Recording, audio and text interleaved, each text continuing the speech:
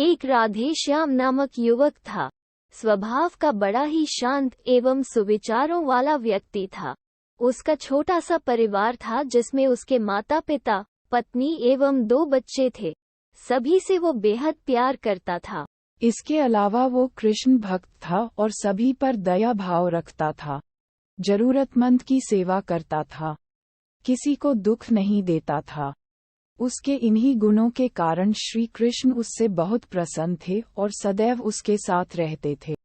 और राधेश्याम अपने कृष्ण को देख भी सकता था और बातें भी करता था। इसके बावजूद उसने कभी ईश्वर से कुछ नहीं मांगा। वह बहुत खुश रहता था क्योंकि ईश्वर हमेशा उसके साथ रहते थे, उसे मार्गदर्शन देते थे। राधेश्याम भी कृष्ण को अपने मित्र की तरह ही पुकारता था और उनसे अपने विचारों को बांटता था।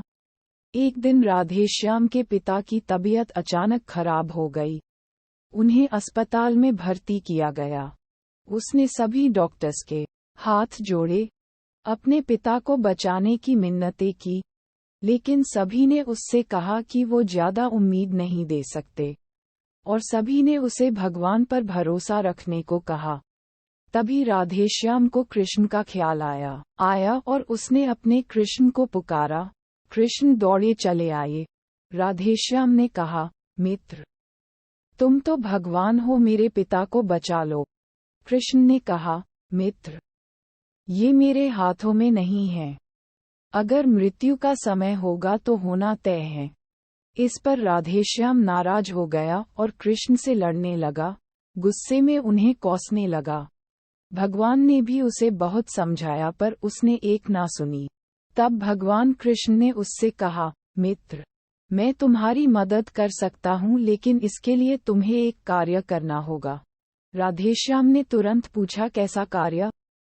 कृष्ण ने कहा, तुम्हें किसी एक घर से मुट्ठी भर ज्वार लानी होगी और ध्यान रखना होगा कि उस परिवार में कभी किसी की मृत्यु न हुई हो। राधेश्याम झट से हाँ बोलकर तलाश में निकल गया। उसने कई दरवाजे खटखटाए। हर घर में ज्वार तो होती, लेकिन ऐसा कोई नहीं होता जिनके परिवार में किसी की मृत्यु ना हुई हो। किसी का पिता, किसी का दादा, किसी का भाई, माँ, काकी या बहन। 2 दिन तक भटकने के बाद भी राधेश्याम को ऐसा एक भी घर नहीं मिला। तब उसे इस बात का एहसास हुआ कि मृत्यु एक अटल सत्य है। इसका सामना सभी को करना होता है, इससे कोई नहीं भाग सकता। और वो अपने व्यवहार के लिए कृष्ण से क्षमा मांगता है और निर्णय लेता है जब तक उसके पिता जीवित हैं उनकी सेवा करेगा। थोड़े दिनों बाद राधेश्याम के पिता स्वर्ग सिधार जाते हैं। उसे दुख तो होता है, लेकिन ईश्वर की दी उस सीख के कारण उसका मन शांत रहता है। दोस्तों, इसी प्रकार हम सभी को इस सच को स्वीकार करना चाहिए कि मृत्यु एक अटल सत्य है, उसे नकारना मूर्खता है। उसे दुख तो होता है, लेकिन ईश्वर की दी उस सीख के कारण उसका मन शांत रहता है।